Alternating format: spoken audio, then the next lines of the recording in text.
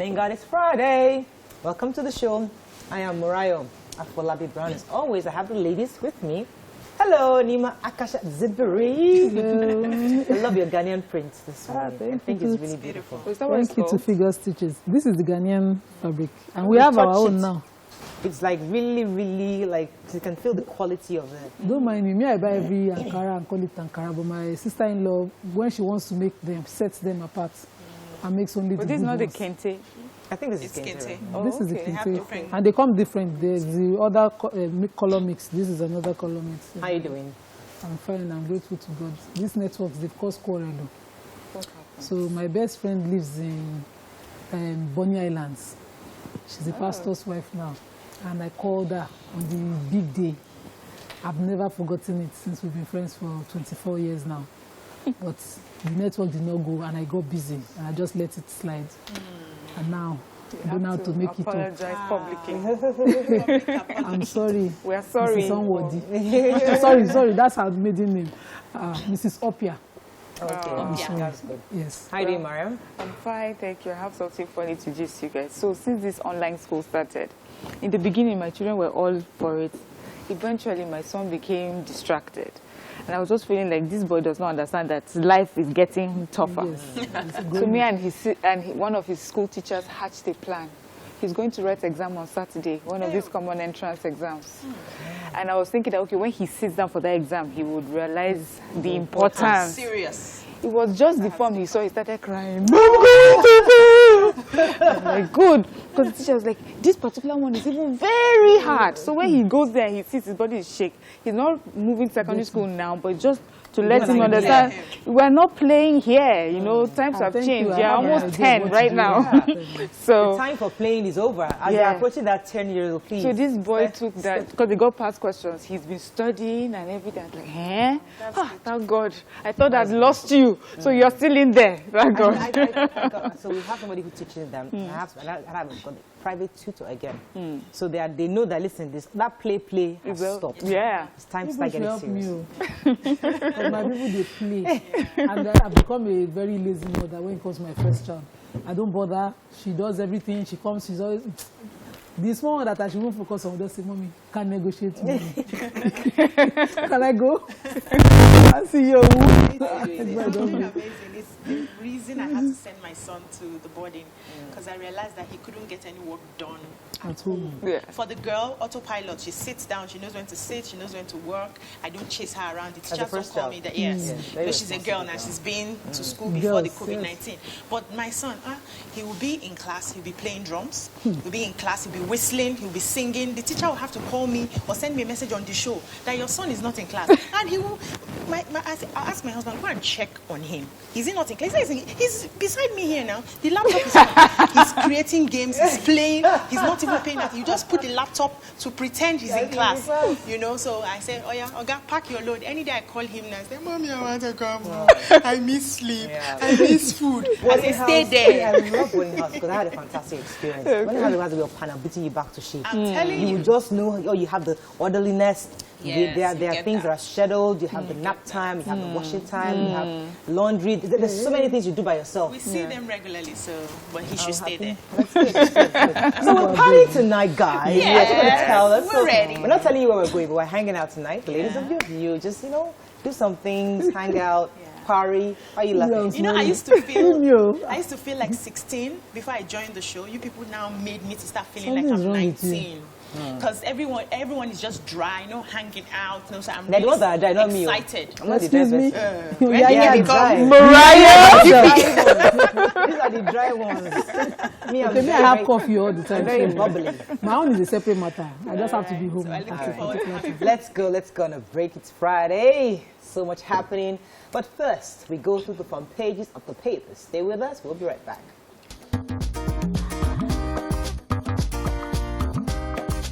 Stay tuned. Your View will be right back.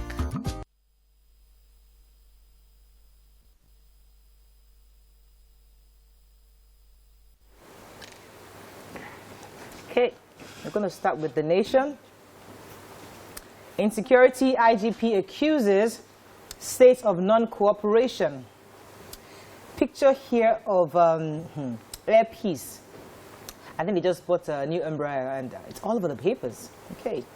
Aisha Buhari is back home. External reserves dropped by $523 million in 2 weeks.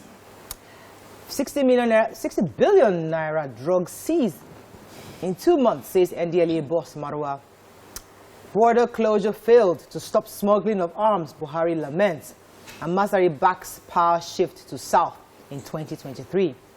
Okay, the major headline in the nation. Yes. Who has that story? Mary? Do you? Go ahead. I have it. Go ahead, anyone. Yeah, good. The resident doctors. No. Insecurity, That's IGP accusing states of yes. non-cooperation. Okay, so the Inspector General of Police, Mohammed Adamu, has accused states of not fully cooperating with the federal government in fighting insecurity.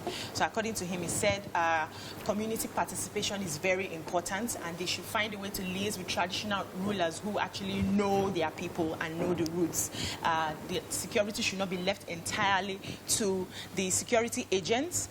And he also, admonished the secretaries to the state government, that's the SSGs, that they should be conscious of security in their state, and they are the only ones who can handle it.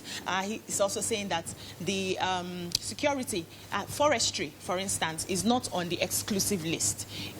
States can actually have a control over what happens in their states. And he cited the Ondo State governor who had to cite one of those laws, 1969 cattle trade, to evict herders because it's actually under his purview. It was just an admonition that states should do better and not leave everything for the federal government. And the federal government would actually still guard the national reserves. They will guard those. But so I wanted to take our external reserve. According to the nation's reports, our external reserve has gone down within 16 days to the tune of $522 million.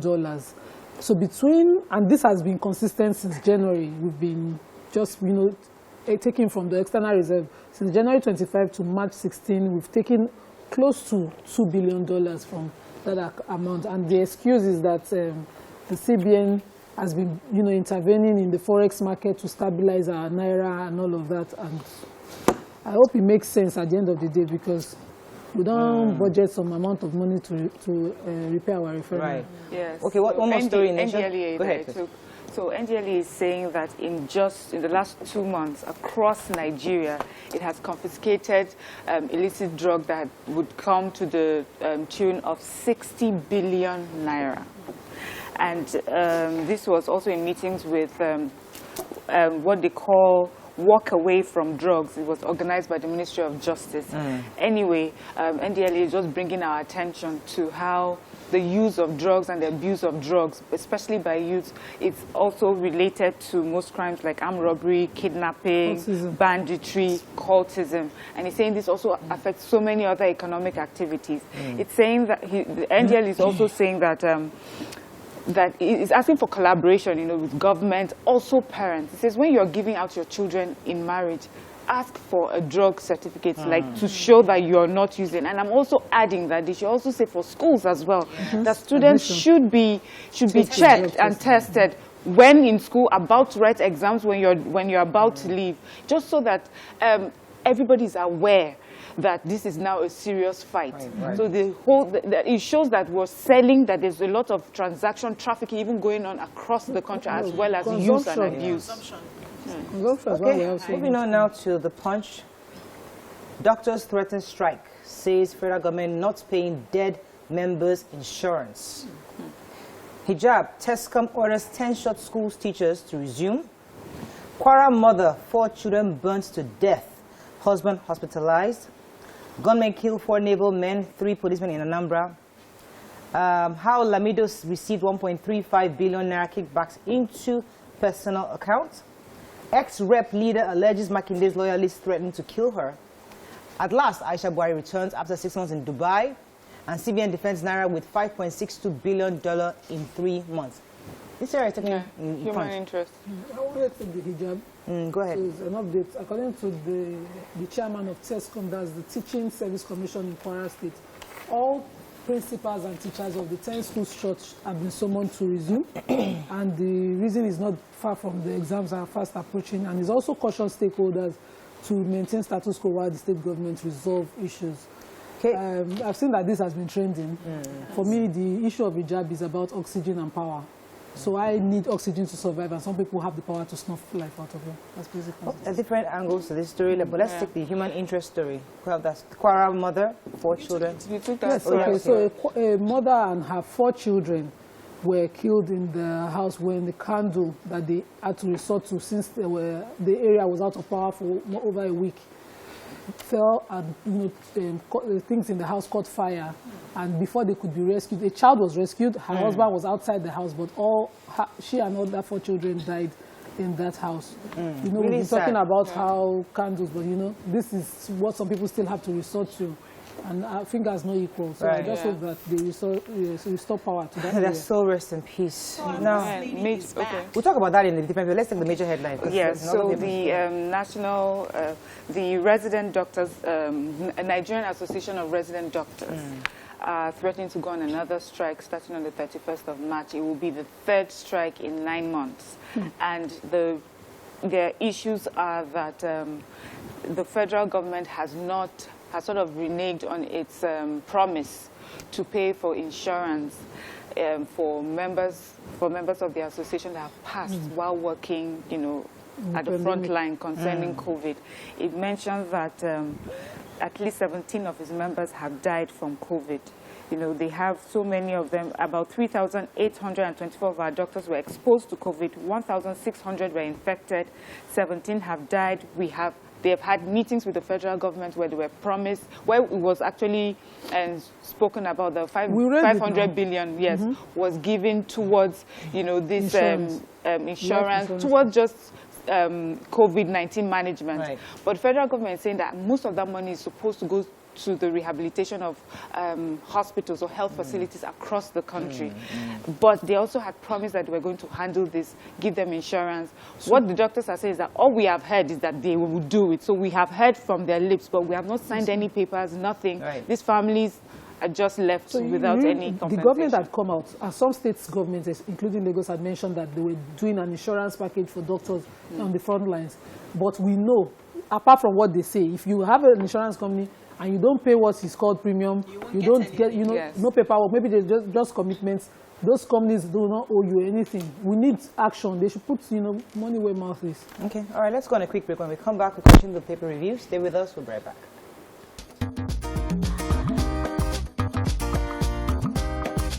Stay tuned. Your View will be right back.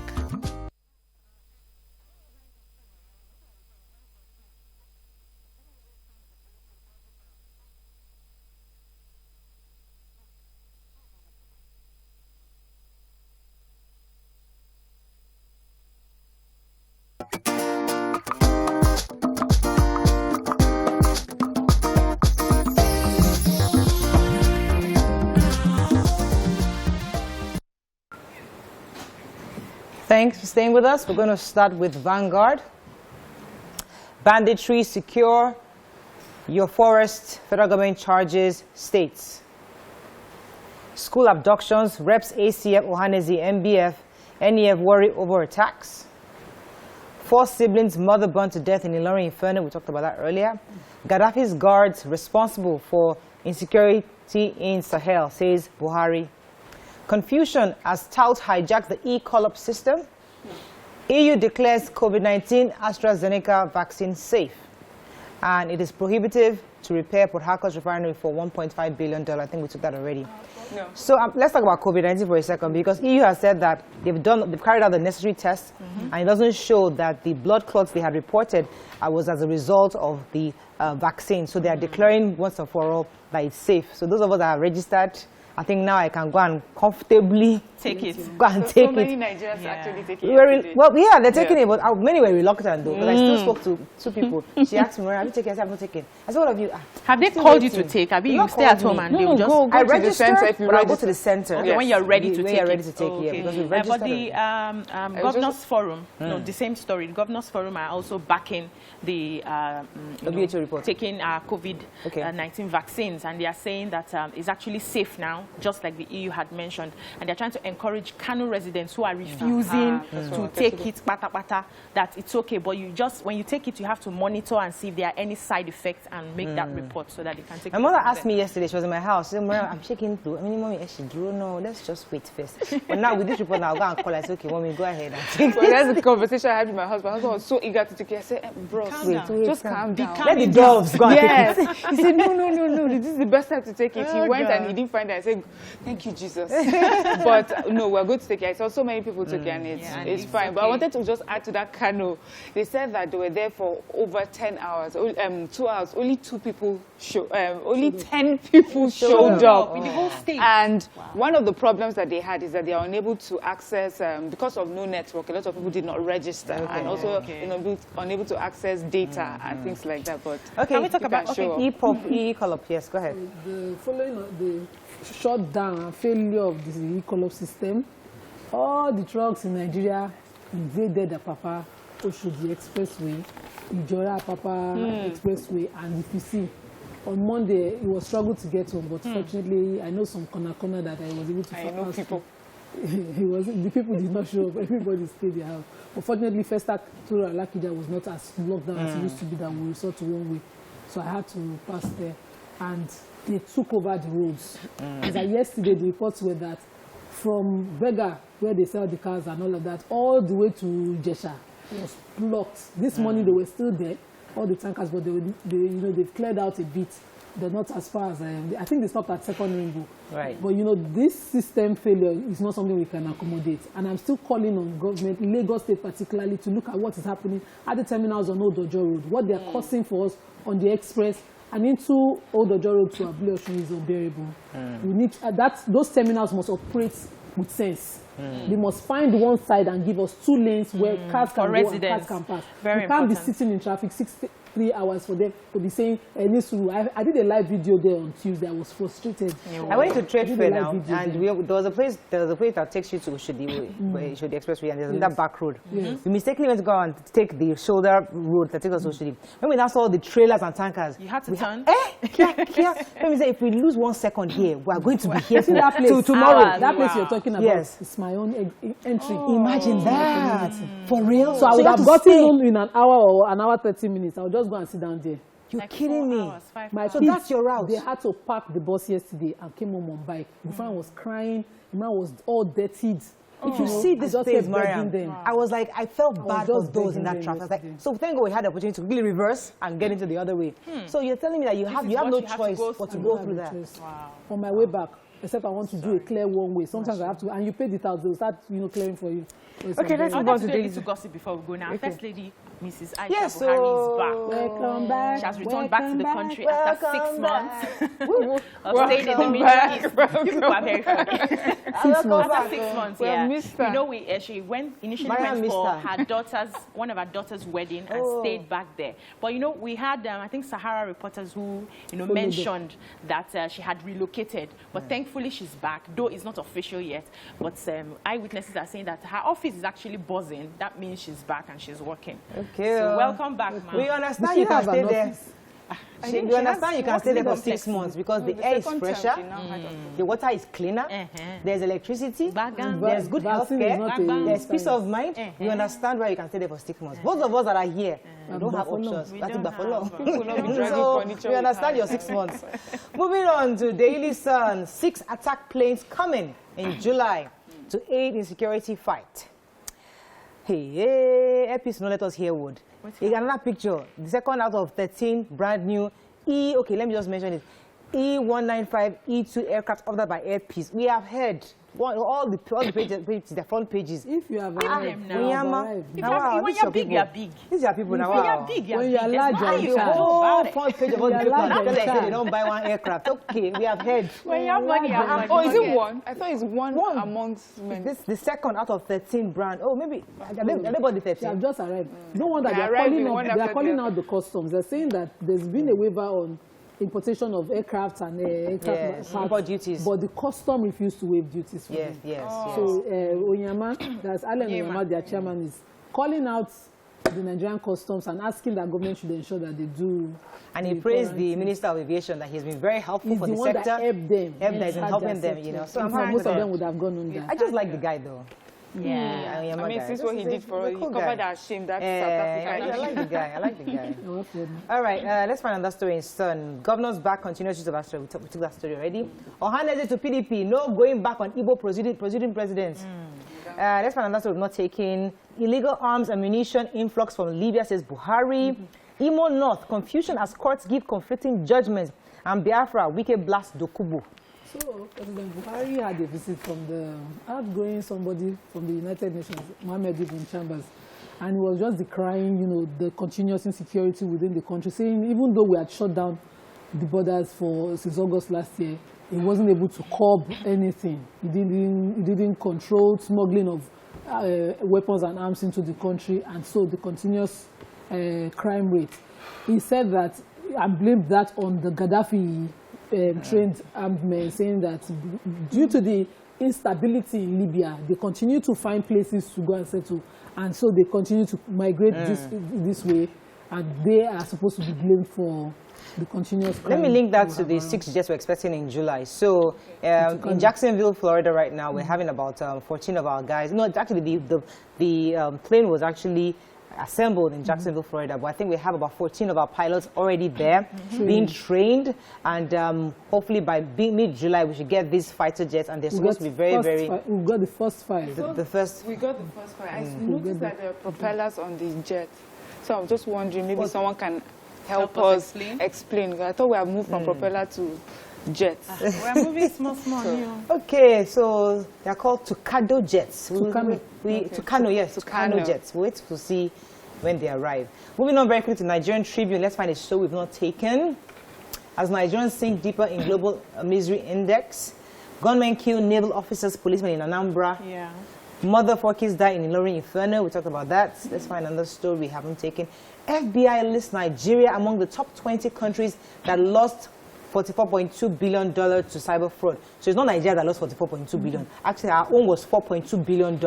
But we are amongst the 20. So the entire 20 together combined lost. And US, I think, also lost quite a bit of money to cybercrime. Many people took advantage of the COVID-19 relief funds sent around to various governments. And that's how they were able to divert some of these funds to their personal use. So talk about Anambra State for a bit. Go ahead. So 4 naval officers and 3 policemen were reportedly killed on Thursday by bandits. So there was a particular local legal practitioner who was kidnapped, and they are demanding $50 million from him. Now they got to the police station, they killed the policemen, took their ammunitions and burnt down their vehicles. They did the same thing to the naval officers, killed them, took their ammunitions and burnt down their vehicles.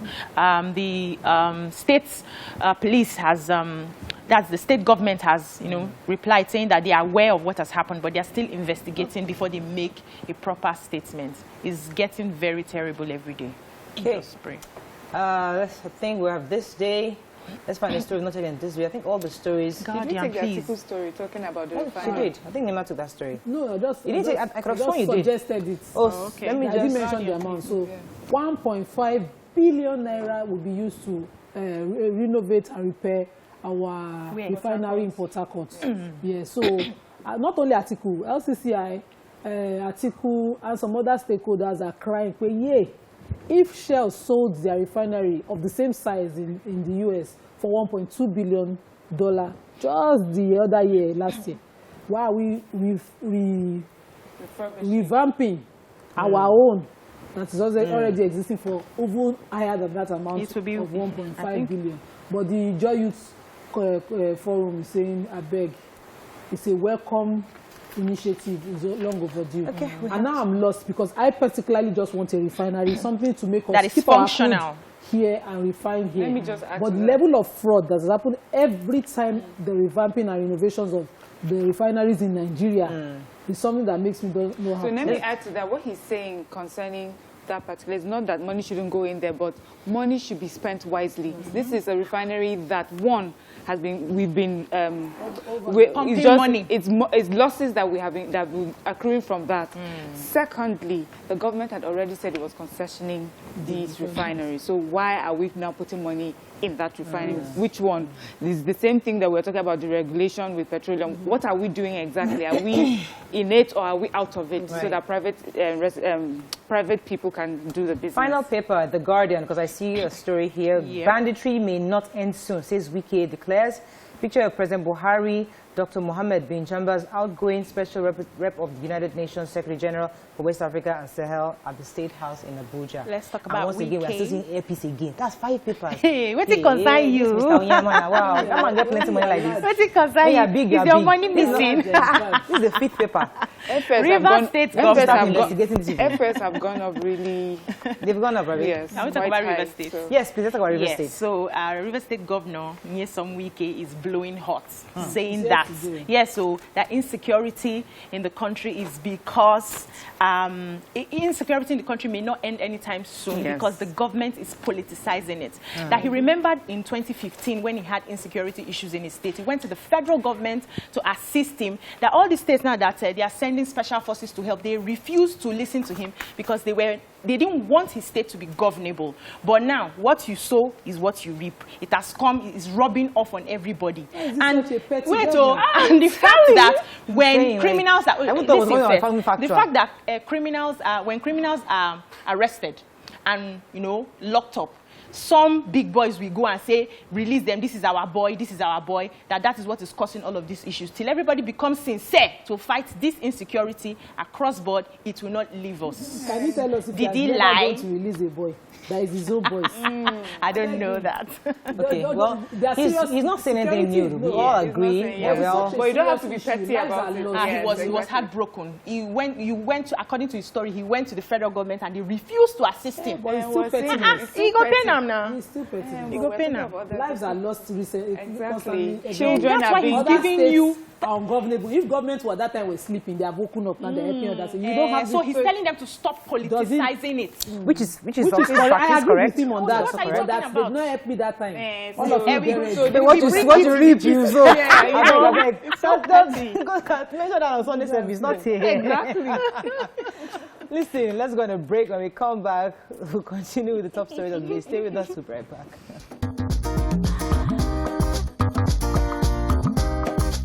Stay tuned. Your View will be right back.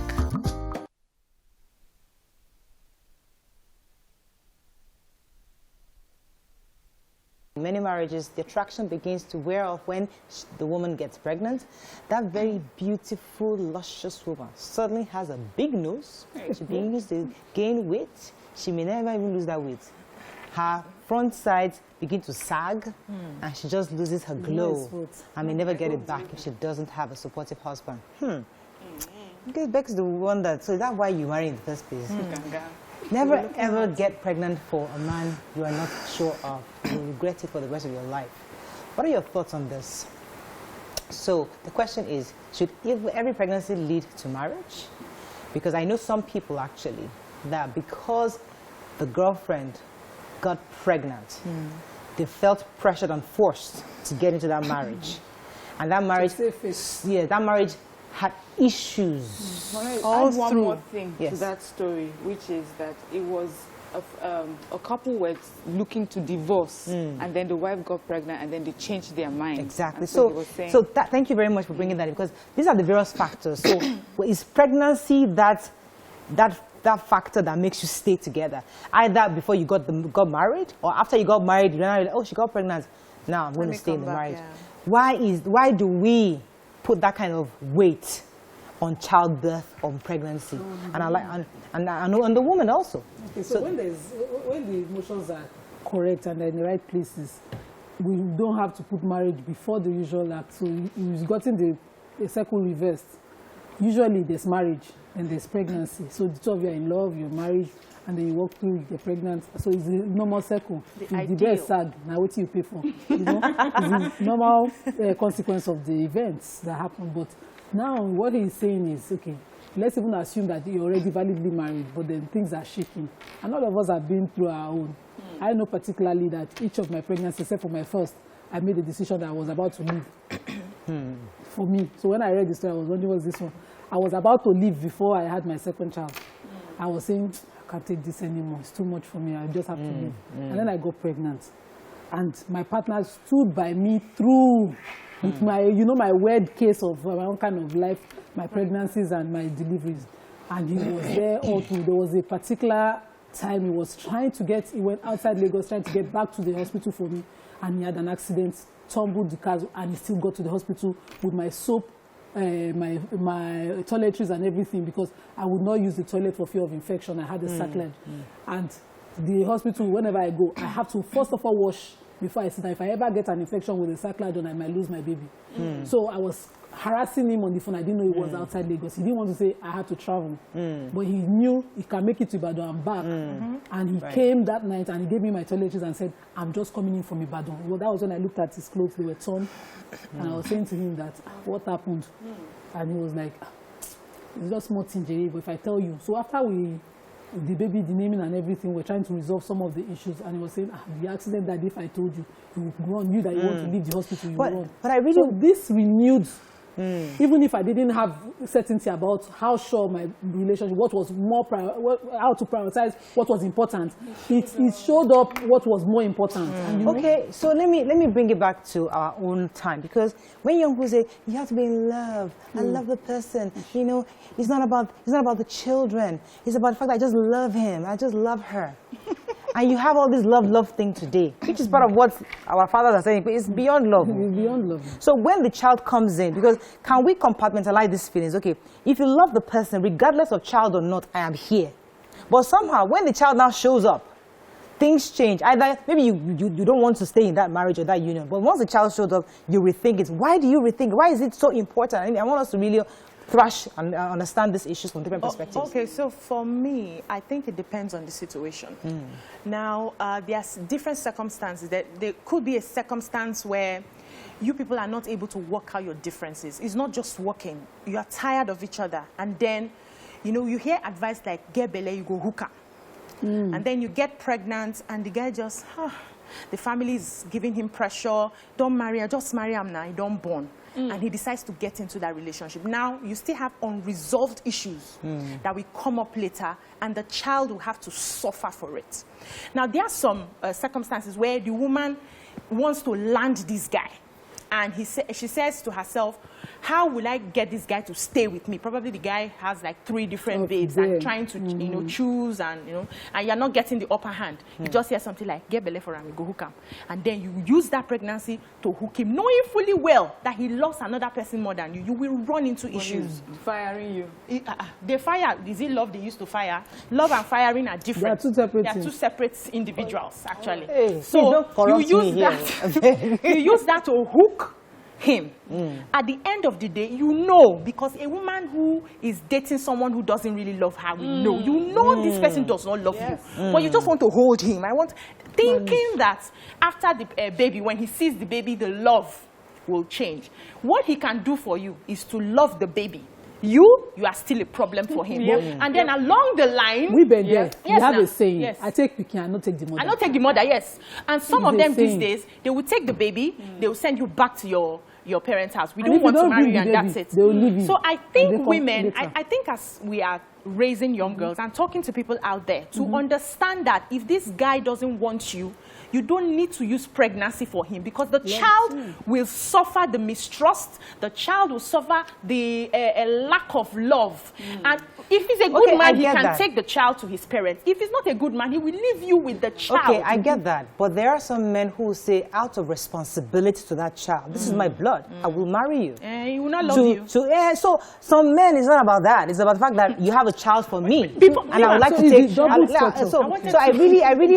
there are some men, because I don't want us to generalize and assume that, oh, once I don't love the girl, that's it. There are some men say, because you now have a child, I will marry you, and I want that child to have a good family background. And I will not love you. Okay. Yeah. So I think for me, I think this conversation is really about when you do have the choice to make a decision concerning who to marry and how to get married, do not base it on pregnancy. Make sure that your foundation is not because I became pregnant. That's what this is just saying. Let it be that we have a relationship, we do love each other, and we're going into it. If you deceive someone, and this hooking of people is not only women that hook men. Men too think, I will make her pregnant, so she's going nowhere. Remember my story? That's my story. That's that I wanted to try. God help my life. I would never forget. Exactly. Find yourself as a wife, and your neck is just too long. You're looking too small. We bring it down. Some people even in marriage, this one, she still wants to pursue her career. Let's give her one more baby. Let's pull her back. So those things happen. But what we're saying is that, so it's deceit, whether it's pregnancy or lying about something, as long as your marriage is based on deceit, it would have so many issues. Yes, there are some people who pregnancy has become what determined whether they should go ahead or not. It has happened. Yes. Where you're not so sure. Well, she's not a bad person compared to the other person I'm going out with. I can say they're almost the same. I don't know. And then the pregnancy tends to, I've had conversations like that, like, she wasn't really my main girl, but there was nothing bad about her. But then she became pregnant, and I just thought I could do it. Ma'am, I don't want us to assume that it's always deceit.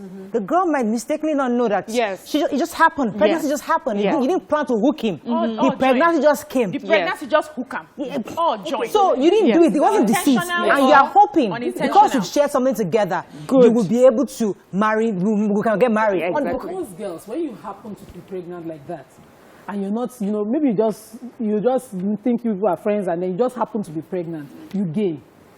You gain a child. Okay. So if the additional benefit of your father and a husband comes, take it. But you've not lost, because I got a brief some months ago.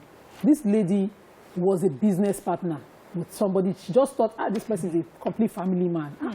He would, he's caring, he's everything and everything. And she knew he was married. But there's a US wife. She's in Nigeria. I'm a Nigerian business partner. So she started a fling. Who cable? And then she happened to be pregnant. So the guy is now saying, American wife of mine, I cannot leave her for you. And then she decided that, I will show you Pepe. She's taking over the business, it's profit. She refused to release all his properties with her. She's even threatening to sue him. And I'm asking her, Auntie, under what law? Where is the contract? That you signed. The fact that he can even show a marriage certificate shows that there can never be anything between the two of you. This guy is willing and has been saying, okay, I will maintain you, I will maintain the child. She doesn't want to be a mistress. Do you understand? I will maintain you and the child because you're saying the child is mine. But I did my maths. Can we have a DNA? She says no. You like gist too much. You gained now. Today's Friday now. I said to her, you gained. You gained a child. You're saying she's bringing the sentiment of I'm almost at menopause, I'm out of menopause. I even got, you gained a child. Be grateful.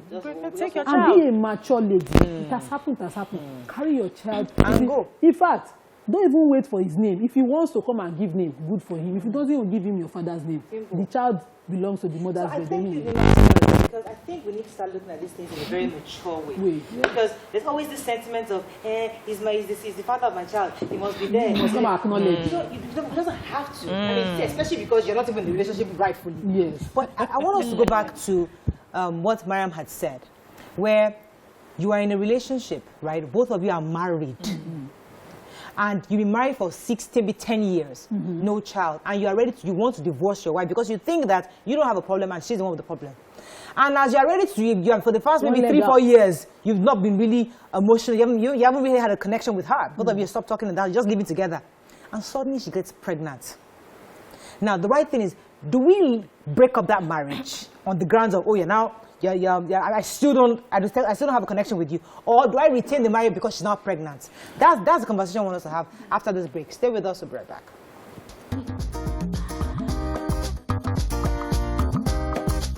Stay tuned. Your View will be right back.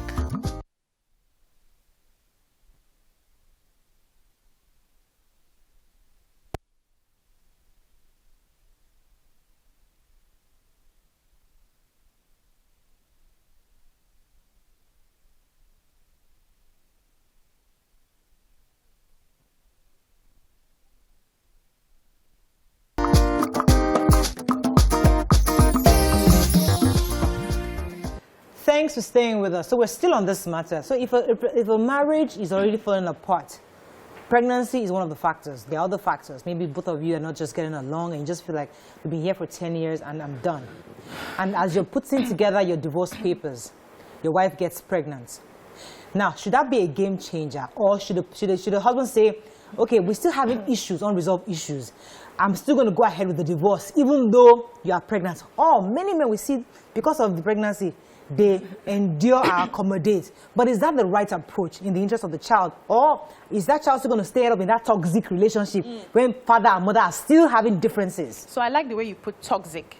Now, the covenant of marriage protects you in such a way that you can always try to resolve issues. We're all different. You would always have challenges in marriage. And because you're married, it's not very easy to just carry your bag and say, we're done, like in a relationship. There's always hope. People always keep encouraging, find a way to resolve it. If it's not toxic, if the relationship has not degenerated to a point where one person's life is at risk, then you can talk about it. You can find that love. It will definitely come back. You know this love thing, I've just realized it's undulating. Sometimes it's high. It's at level 5. And later other times you'll be wondering, as in everything the person does irritates you. It goes up and down. Now, in relationships like this, where probably you have been waiting for a child for a very long time, and then you feel this one is not a woman, you are not a man, whatever it is, and now a baby comes. It's, you know, when the man notices that the baby has come, I'm not talking about a relationship, now a marriage, something will move in him, you know, and you can find your way back. Except it's a toxic relationship, then you know that there's nothing we can do about it. But I wanted to say that before you ask this question. We advise young women, I don't want to use this word on national TV. Think about it. Don't do somebody you know you cannot marry. So the truth is we all preach abstinence, but the young people are not listening. So we need to tell them the reality. We know you are not listening to us, you will still do. But when you want to do, ensure. There are some good girls that will not do. I'm talking to the ones that we do, which are in the majority. Make sure that the person you are planning to do is someone that if anything happens, the person, you can live with the person. The person is marriable. Because I have realized, and this is as a result of my experiences and conversations with elderly women, the worst thing that can happen to a woman in marriage is to marry a man who doesn't love her. God did not say the man should submit. God instructed, husbands, love your wives. If you miss that love, marriage will be difficult for you. A lot of people are in that quagmire today. Your husband must love you more. Bam. Then every other issues that come in, he will be the one standing behind you to challenge everything that comes. Fantastic. If you miss that, that's it. Sorry. That's true to a large extent, but we know of people who were in love and then they fall out of love. It happens, and that's why we have broken marriages, all sorts of marriages. People will ask the question, but they were so in love. They did everything together. I know of someone who they dated for many years, and when they got married in 1 year, they went their separate ways. Wow. When they finally got married. Wow. So life happens, yes. And I think usually when we advise people about abstinence, or they advise all of us abstinence, when you are younger, you look at old people like, what are they saying? What are they saying? They don't know what's up. But I think the abstinence is just that it's much easier to get to know someone and decide if I want to be with this person before you do that. Because if you do that, there are consequences to everything has consequences. Yeah. And if you finally end up and then you find yourself pregnant, I remember there used to be a time when a girl falls pregnant, she's forced to marry the person who is pregnant. Sometimes you're raped by the person who is forced to be with the person.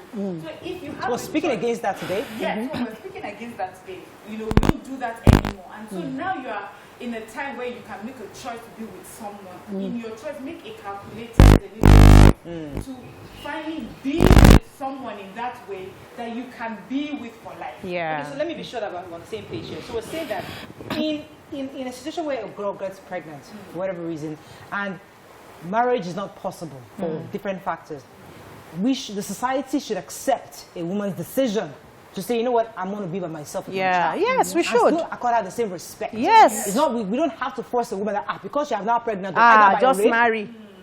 either by maybe a family member or whatever, somebody just fall in love with. The idea is that a woman whose choice is to leave that union should be respected and acknowledged for that. Yes, Okay, that's what I was so saying. my neighbor's daughter got pregnant, and what she did was take the girl and the pregnancy, keep in her house. Even when she had the child, she kept the girl in her house and tried to separate her from the boy. But eventually, they found themselves back together, and after 2 years, she was pregnant again before she allowed the wedding happen, showing that they wanted to be together. She didn't want the pregnancy to be the case. Why? She just thought, okay, the two of you seem inseparable, and you just don't have the means, and then so the people put together the means, the family put together the means. Let me just recount your Biajulus, your husband must love you more than you love him. So it's both of you are serving each other, trying to please each other, both of you. So whether it's your capacity that not outnumber his own, it's a different matter. So you might be on a 1 million naira level and your husband is on the Dangote level. Do extremely hard from what your 1 million so that he can see it. You can fall in love blindly, but when you are in love in a marriage, you must open your eyes and count your blessings. Every single act of kindness is what I call love and respect. Yeah. So every single act of kindness, see it. When he is there for you, see it, count it. Some people miss it. They will not mix it up with my friends cannot take it. What you can take, like Wale said yesterday, is different from what your friend can take. Yes, so but when you know how to count your blessings, you know your gifts in that marriage within your level. You thank your God, and you. I think we can wrap up on this very quickly. But let's take a few tweets. So Rola Keo says, why do men tend to blame men when they get pregnant? Was he the first? So women purposely get pregnant to keep men. They either abstain, use protection, or face the challenge. Yeah, Mature-minded women do not fight men because of pregnancy. Okay. Well, there's no perfect marriage anywhere in the world. First is Akinboyewa. Children make marriages or romantic relationships flowering and can actually save many marriages from breaking. Let me go on a quick break. We'll come back and take more tweets. Stay with us. We'll be right back.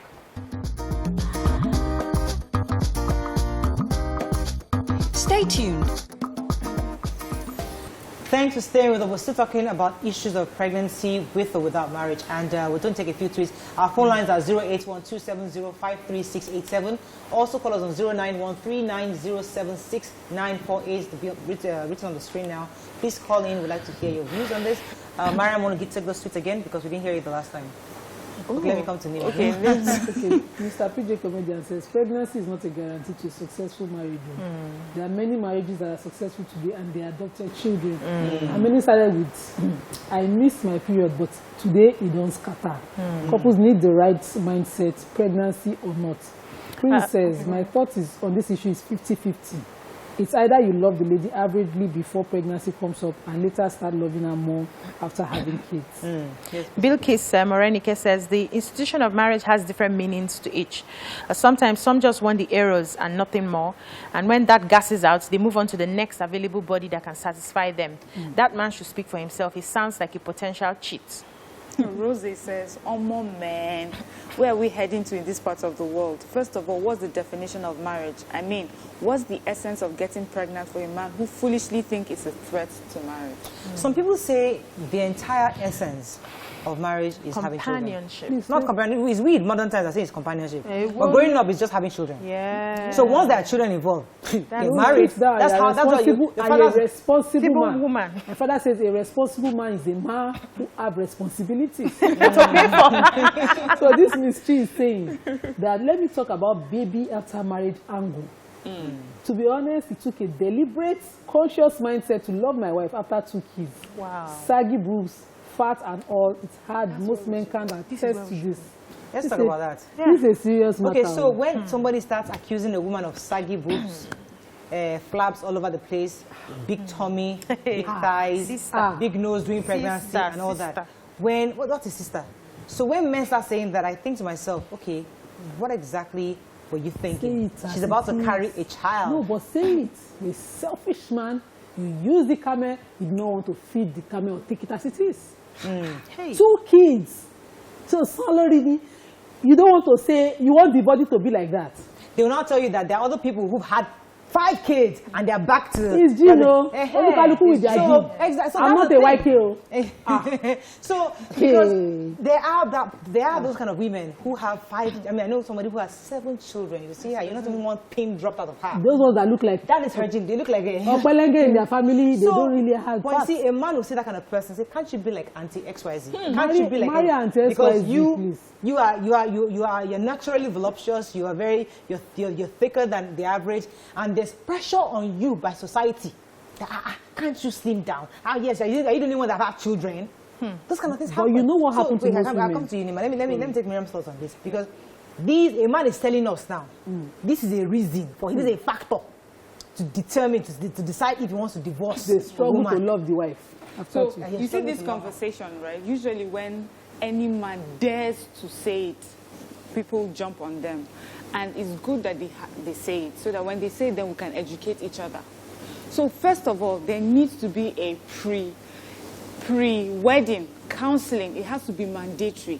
That men are sat in a class and they are told of the physical changes that may happen in the body of a woman. Because people do come into marriages with expectations.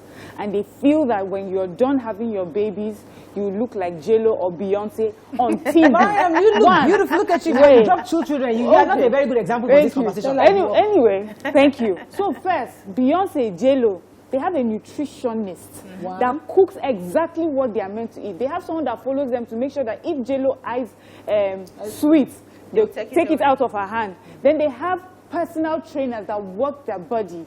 Then they have doctors that nip and tuck and add and remove. And adjust. Then they have hair wigologists that make sure that they have all sorts of hair. Because when you are pregnant, many women also lose their hair. Then, after you have done that, then you have the husband that gives you peace of mind and also arranges you for all those things. So when you see that kind of woman, that woman is a product of work. Yes, it's a product of work that has been put in. Now, me too, there's some work now. At least my husband likes to work out, so in order to keep the husband I'm joining him. But the thing is, you know, people do have those expectations, and sometimes you look at a woman who packages herself better. When she removes everything, you are not sure that she may end up just looking like the person at home. So if you do have... Okay. James, are you there? Yes, I'm on. Morning, you're live. Go ahead, please. Okay. Good morning. Morning, sir. Morayo. Yes. Yeah, good morning, BC and others. Please, there's something I want to talk about. Though you discussed about this some time ago, that head of the house or no head of the house, Rizky or BC, I don't know, was saying that in the house there is a co-pilot or whatever. Then Jenny was trying to correct her that there is always an head, no institution that does not have an head. Yes. And she was saying, no, they are co-head. Are you getting it that in the house? Now my wife has come to a rebel because my wife happens to be one of Rizky's fan. And all of a sudden, she stopped. She said, I have to do house show from Monday to Wednesday. And then she takes from Thursday to Sunday. She said that we have equal rights in the house because Rizky said it. Because she listens to that particular... Hello? Can you hear me? Yes, very clearly.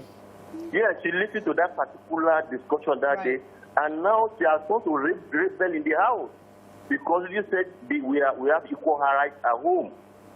Right. Jenny was trying to correct her that day, that in any institution, and you kept quiet. Murayo, that day you kept quiet. I was waiting for your response. Then you kept quiet. You did not say anything. It was Jenny that was trying to tell her that no, there's always an head in a family setting.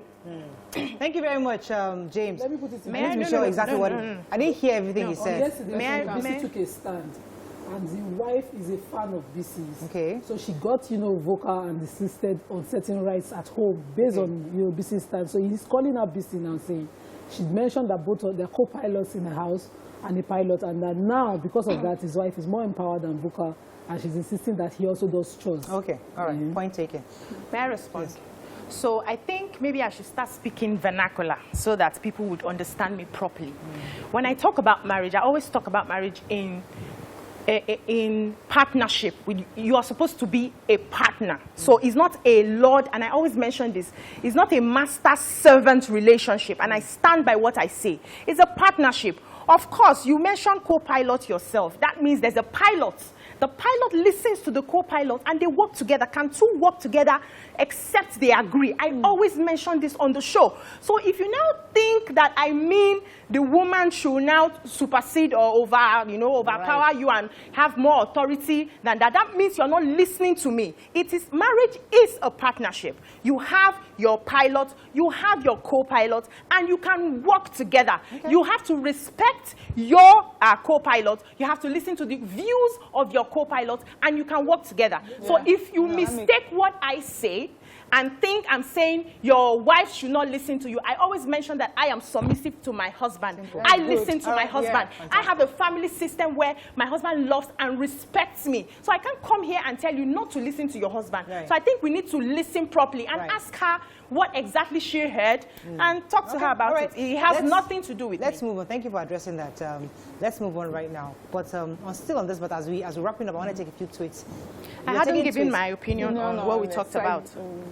On the body stuff, yes, I kind of lost track of what when I was getting married, the pastor that ministered, she's late now, she told us something. She told my husband something, and she said, marriage is like you getting a gift.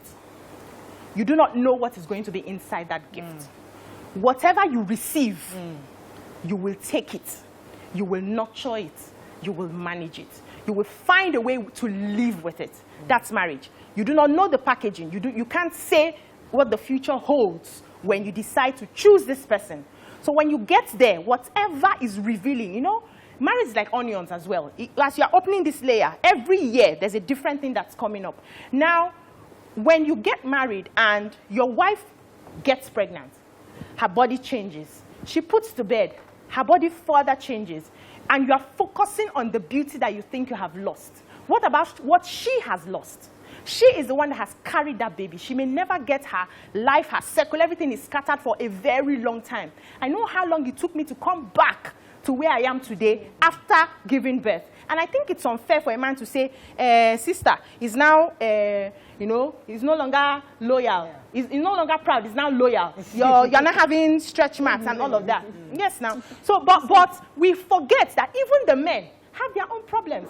The pot belly I have now, I did not have it before. So why haven't I killed him? Because he has now given me pot belly. Let me even use myself as an example, because I know that my husband exercises. Those of you know my husband. Yeah. He's extremely fit. When I say fit, mommy, I am not fit. When he met me, I was all like this. I have gained weight. But what he has done, he has tried to help me. It's even me that is not listening. He wakes 5 a.m. in the morning, you wake me up, let's exercise. I don't answer him. I come back from work in the evening. When he gets home also, he says, Maria, let's go and exercise. I'm like, I'm too tired. I'm not seeing the children all day. I want to hang out with them. I'm the one giving excuses. Yeah. Then later, he's okay, he always wants to do exercise with me. I said, please, I just ate. I can't be doing sit-ups again. So I have excuses. I'm the one even causing the problem. So I know that as I'm growing older, my kids are getting older and they're getting more independent. Maybe by then, I will have that time to start exercising with me. But listen. But you look amazing the way you are. Must we all be slim and tiny? We've all have gained the weight. Yeah, we all have. But the man is seeing me not just as somebody has gained weight, but as his wife. Period. That's it. That's the woman you married. The other side would adjust as the time goes. And if it doesn't adjust, you can help her. Like that. You can assist her. It's your job to assist her. She means your own package. That's why it's important for men to marry, not boys to get into marriage. I joke after I got married that if I go to the village, I see my husband family compound, I will see the men who have big bellies, everybody will just line up, enjoy their big bellies, and I told him straight up, don't try to. And me, who said that to him, took out the dumbbells, because I met him, he would make sure he was fit. That was like, but I was afraid of the muscles. I was really, because I was so tiny, he said, you can't have muscles in this marriage, just be normal. So I took out the dumbbells, and my brother came to take them. So sometimes we don't really know what we want. And when I had my first child from 8 straight to 16, I full gram. I just started wearing buba because I did not know the cloth that will fit me. But one thing he said constantly that made me get myself back, because I like to look good, is I just like you like that. Exactly. Every time We have he to looks wrap at up his on child, this. so maybe you should start to, Miss Chi now on Twitter should start to count his blessings. Right. 2 kids, some people see they find, and their wife is all shapy and everything. So if you find small, maybe you will know what you're missing. And if you're a woman also and you want to help yourself, hey, help yourself. And for me, the secret for that sort of thing that you want is a supportive husband. That's A husband all. that is constantly criticizing will not get what he wants. The You weight will not have go. to support her, love her for who she is at any point in time, and encourage her to, do more for her health even. Yeah. Simple. Okay, that's all we can take on this. When we come back, Maybe I can help you, I can we'll sign go up. into the issue of abuse on all levels. Stay with us. We'll be right back. Stay tuned. Your View will be right back.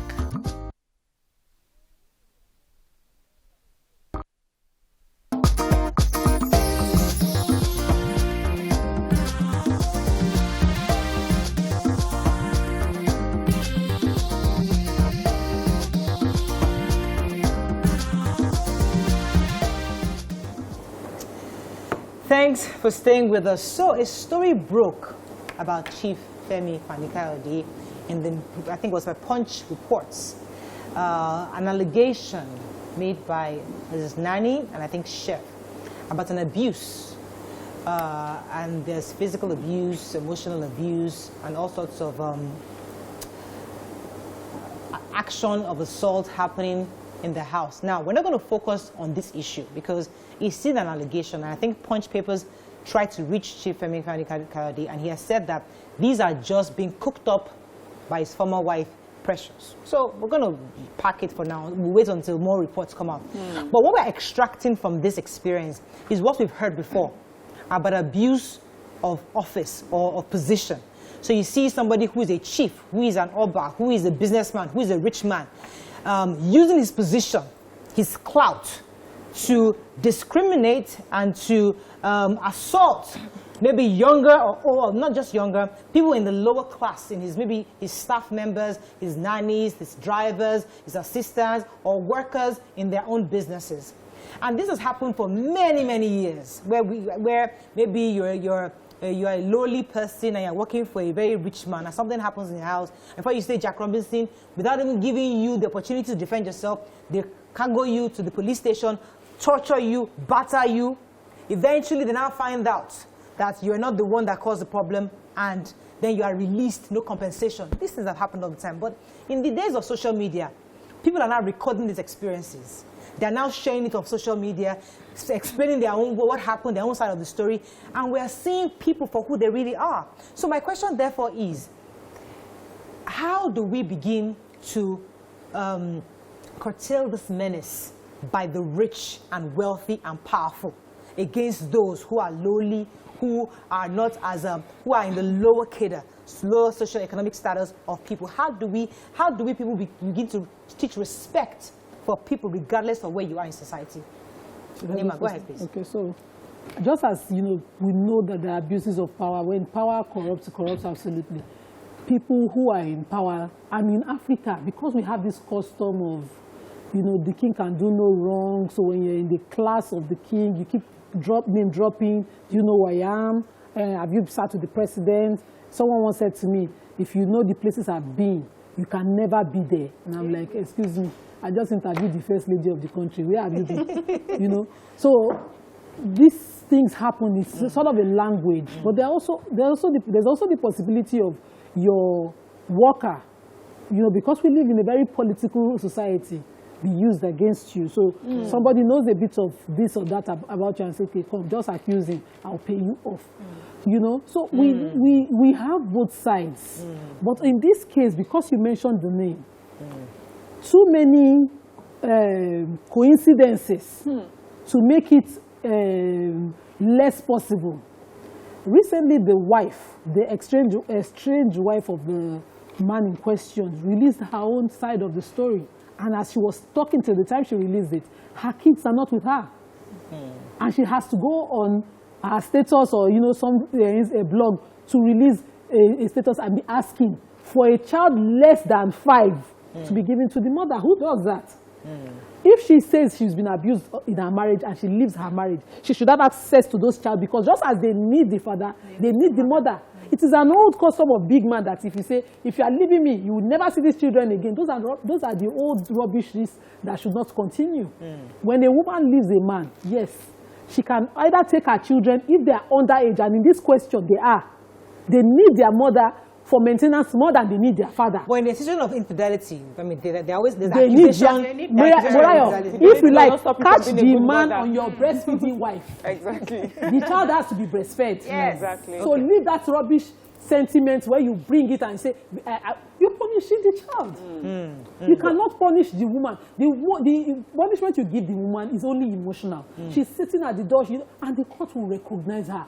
The court, you cannot take a woman away from her child that she's not sent. Okay, let me hear the other views on this issue. So my own, I'll go back to the violence against our domestic staff.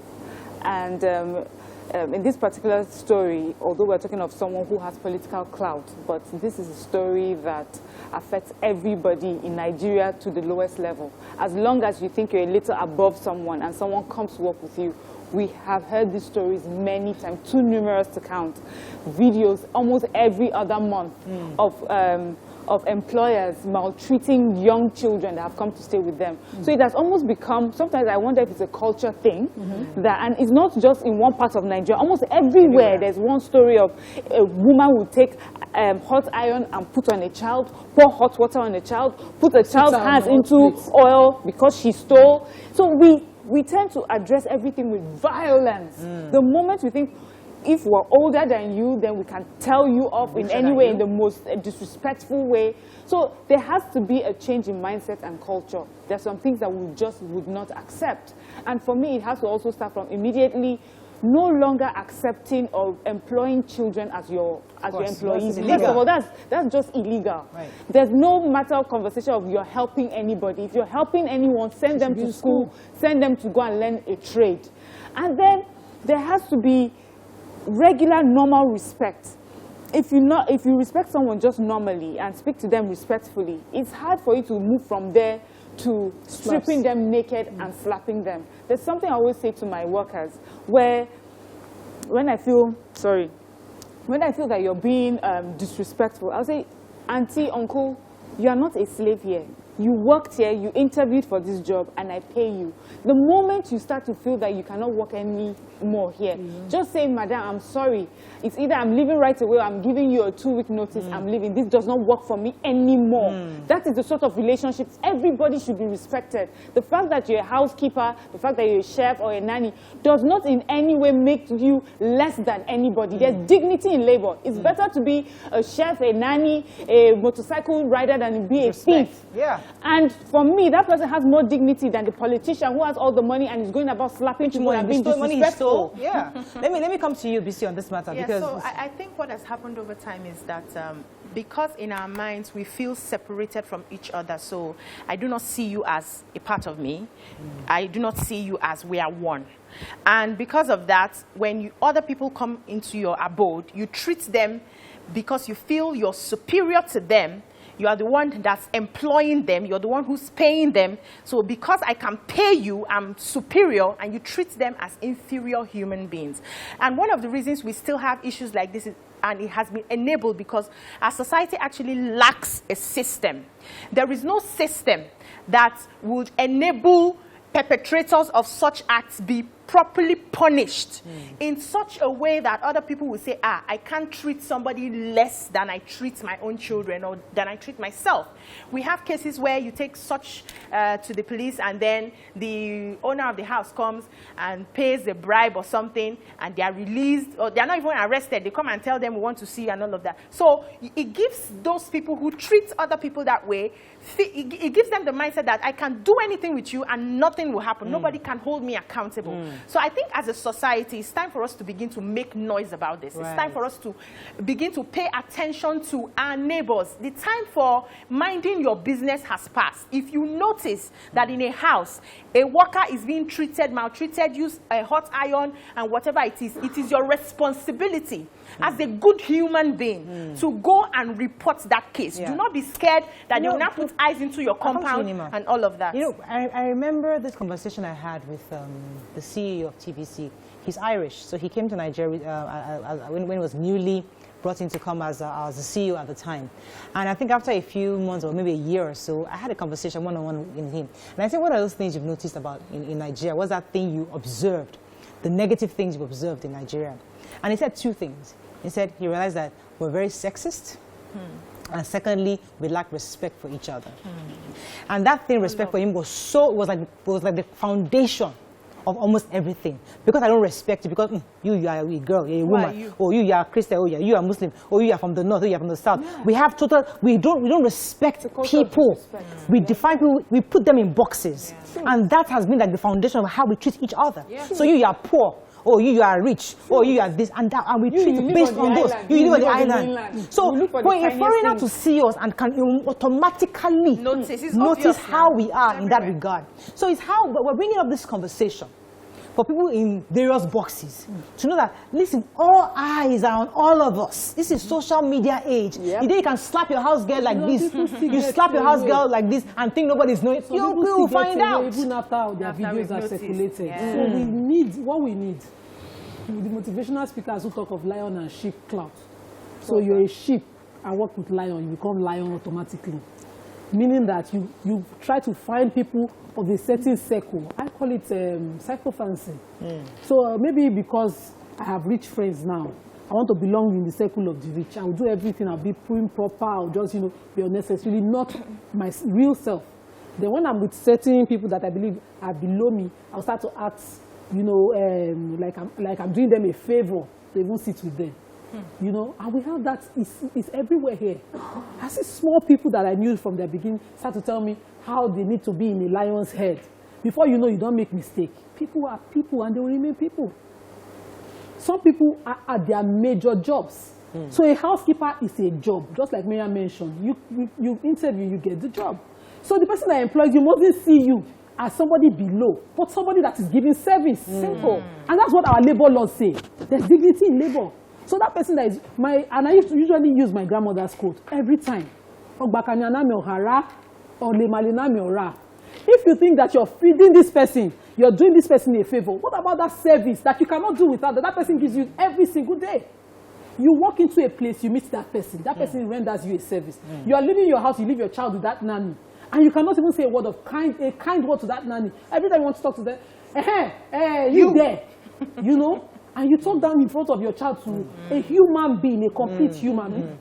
Put yourself in that person's shoe. Are you not the one taking out the dignity in that labor? Because if the person not get work now, you go say they beg you. In this situation, going back to the story of this person, in case those things actually happened, imagine where you see your chef being stripped, beaten up, and see your nanny that takes care of the babies being stripped, beaten up. Imagine if a child seeing that. How would that child not grow up and become a wife beater?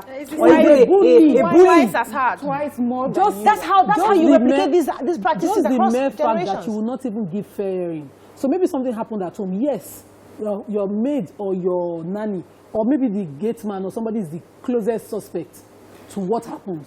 Listen to that person. And until the facts are clear, you keep quiet. I used to do it, and my child would be wondering, but she knew the girl was lying. The girl I used to live out with, because the thing happened in presence of both of them. And that one told me a clear lie. I will not keep quiet. I will walk away trying to go and investigate further before I accuse somebody falsely.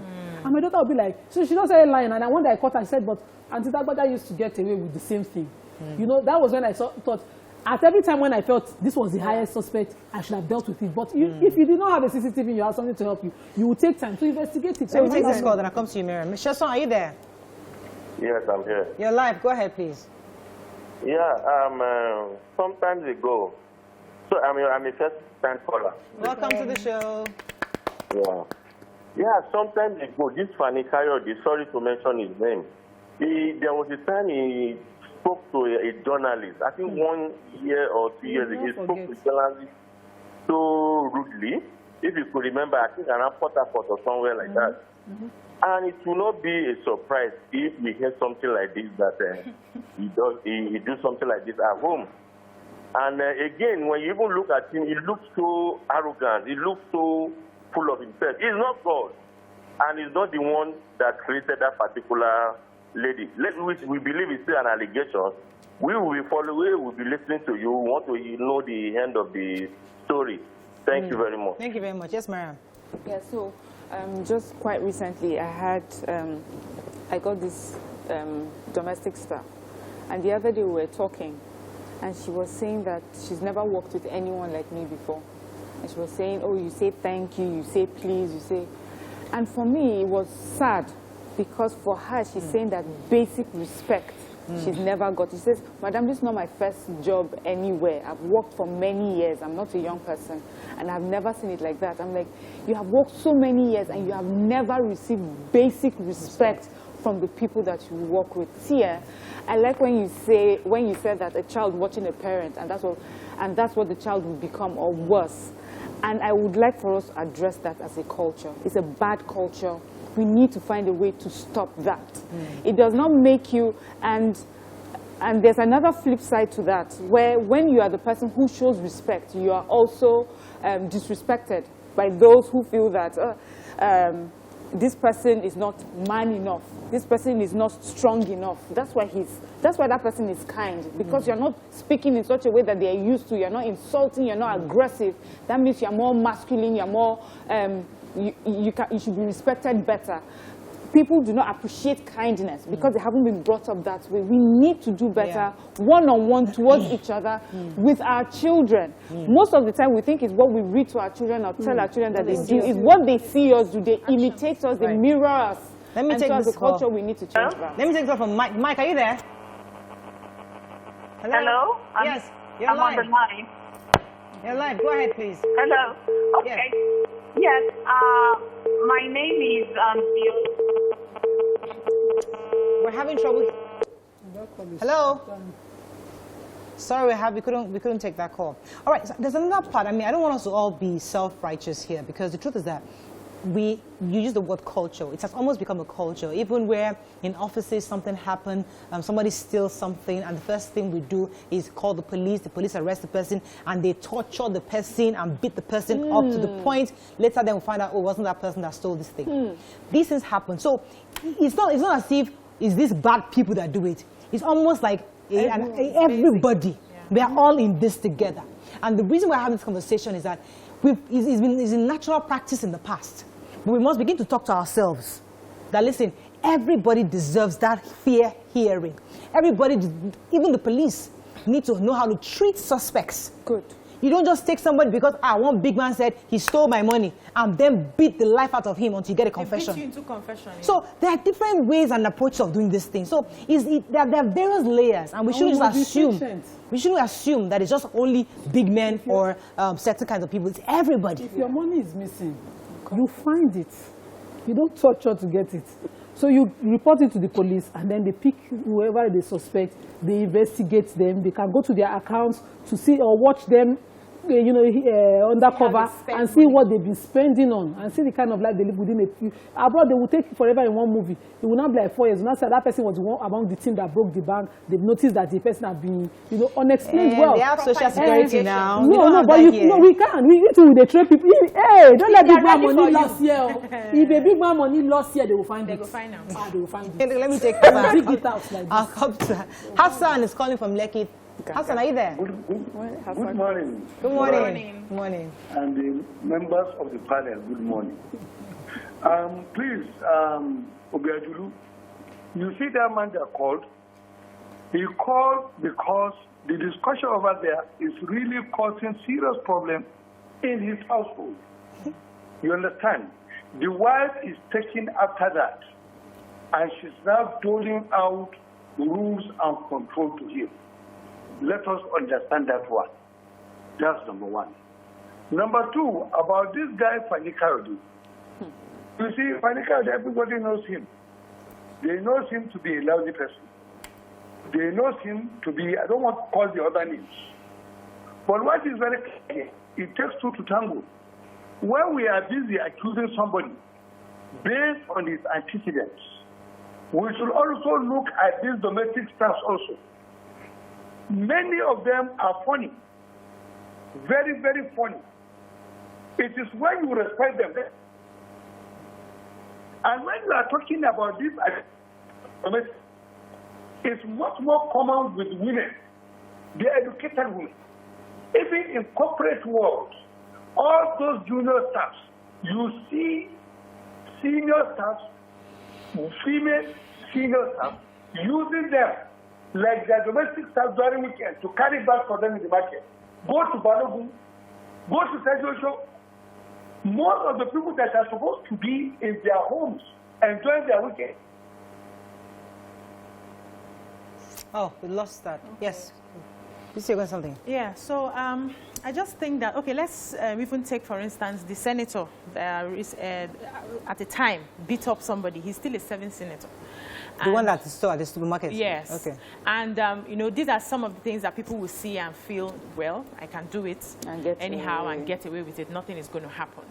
But I think it's very important that we start inculcating respect, starting from our homes. I remember when my son is very vocal. He likes to, he already has a sense of this is our house. Already, I don't know, the girls are not like that. So he lots everybody around. He comes into the kitchen, the housekeeper gives him something to eat and he says, no, I'm not going to eat this, I want to eat that. And then I call him and I say, you cannot make her prepare anything again. She has prepared for the house. Yes. If you don't want to eat it, tell her to give you permission. Then you can cook what you want. But for her to go back and start peeling potatoes by this time, it's not going to work. And he'll go to the room and cry. One day he asked me, Mommy, do you love me? I said, of course. That's why I'm taking my time to let you know that you need to respect everybody, no matter how you see them. I said, this particular person that's working with me is older than me and your daddy put together. She's like a mother to me. Because she's working for me does not mean she is less. You know, must give her that respect. I just remember something. And my help would call me aside and say, Mommy, I like the way you're raising these children. You are trying, the places and places and places I've worked before, it was not like this. The children can put their hand in my eye and all. I say, I will not take it because I see you as a human being. So I think if we can instill that, growing up, they see us do that, it will be easier. Let me do this call from the UK. Lola, are you there? Yes, good morning. You're live. Go ahead, please. I just want to greet all the panel. You're doing a good job. Obiajilu, thank you. I just wanted to also add to what the man who called before said. You know, maybe I didn't really appreciate the fact that you said, I think I need to start using vernacular so people can understand me. Just try and be a bit more, you know. Anyway, concerning domestic and the likes, I also need to strike a balance. We can't all just be. Some of the domestic staff that we have now have ulterior motives. So even before I personally employ a domestic, I pray about it. And also I strike a balance. I can't just be mommy, very, very nice. There must be boundaries. As much as they're trying to help, you must have boundaries. Because we have had horrible stories of what some so-called domestic help can do. Thank you. Thank you very much. Let me use this opportunity to address this issue because people keep going back to this Obiajulu story. Listen, this show is a panel of women with different experiences, different backgrounds, and our objective is to share knowledge from our own worldview. You as a viewer can then pick the ones that resonate with you privately. And I think there's no woman on this table ever that have ever preached disrespect to any spouse. Never. We are all living examples of women who respect and cherish their spouses. So I think it is wrong for anybody to, because one person has maybe misread or misunderstood what BC had said and has now caused certain things in their homes, then use that to define who she is or what she is. What we are all together in this, and nobody has ever preached disrespect to anybody. And there's no way a BC especially would advocate for disrespect for your spouse. It is almost impossible. So please, let us not refer to that again. Let's focus on what we're talking about because people keep going back to it, and I think it's important that I address it. Now, let's go back to this issue of abuse. Someone was calling on Twitter. Yeah, okay. So we're talking about abuse generally, right? And now we're also now talking about abuse with those who have power. Maybe we need to look at it constitutionally, where there's something in the Constitution that shows that if you are, if you in any way show any discrimination or you abuse physically or mentally your staff, you can be recalled or something like that. Because unless you put in place ways in which you are punished or you take responsibility for what you have done, people will just keep misbehaving. So there was also an allegation last year during the lockdown of a girl in Kogi State where she talked about the commissioner. She had made a post criticizing him on Facebook, and she was invited to his place. And she alleged that she was beaten. So there's a video of her showing all the bruises all over her body, and she was also raped. In another clime, they would bring the house down until that person would come out publicly to defend himself or, you know, apologize and resign. You know, but in our own case, it just slips away because he is Oga, he is in government. And all he has to do is maybe call a governor, call some senator, you know, call his IGP or police officer friend. So those are the things we need to now, when it comes to that class of people, there needs to be something that directly affects their office and their jobs, and then maybe will help the way they treat people. From this tweet, Baba Olu is asking that we should explain, I should explain why the rich and mighty use the police in civil matters in most cases. You know, and it doesn't go far from what she said. The governor was suspended that honorable, appointee of his at the time, so that the investigation could go on, but we've not heard the conclusion of that investigation. Now in Nigeria, because when the hashtag started, people just sort of watered it down. There were serious issues. You know, there's a law against the police being used to recollect debt. Debt is a civil matter. If you are me and you do business and you're owing me, I will sue you to court. I can even do a small claims matter that will not last, you know, long if it's a small claim, and you know, and get my money back. But people don't like to tow this route. They don't want to. They use aggression.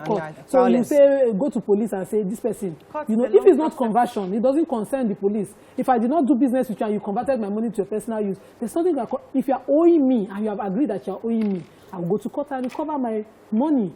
And I will pay the. Won't the court ask for a police report? The court process. Okay. Because it is not. I can just show the contract that we have, what you're owing me, and if I can claim it, I can get it from the courts. It's a simple matter. But in Nigeria, we pay the police. Yeah. So I know of a man who will beat his wife, and he will just go to the nearest police station because she had threatened that if you beat me again next time, I'll go and report.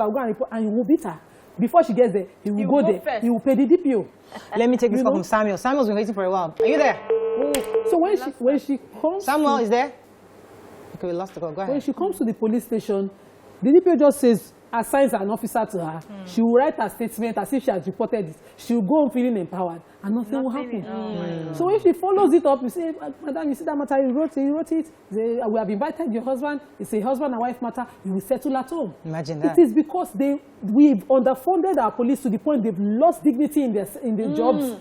We sort of what our elites sort of bought them over. So the police are actually sometimes at the mercy of these rich people. Because they are come and they'll drop big money. Your guy will call and give you an order. You must release that person. Do you want to argue with your superior? No, you don't do that.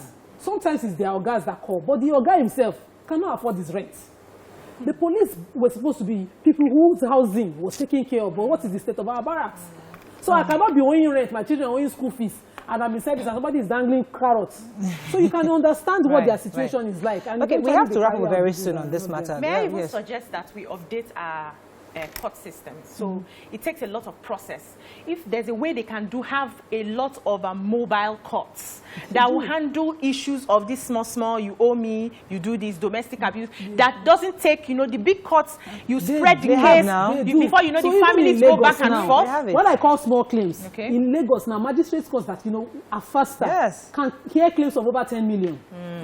In a day? Yes, in Lagos. So we have courts that are fast. But even in every fast system, you first of all file process. There will be a process. They will hear the other side. And it matters that you must hear the other side. It cannot happen within na. Except there's an we have to wrap up on this. We can't really exhaust this conversation because as we agree, there are different layers. The house helps drivers, they all have rights, and their rights should be protected. These are people, these are citizens of Nigeria, and they have dignity in their labor. So I think we still need to have this conversation properly.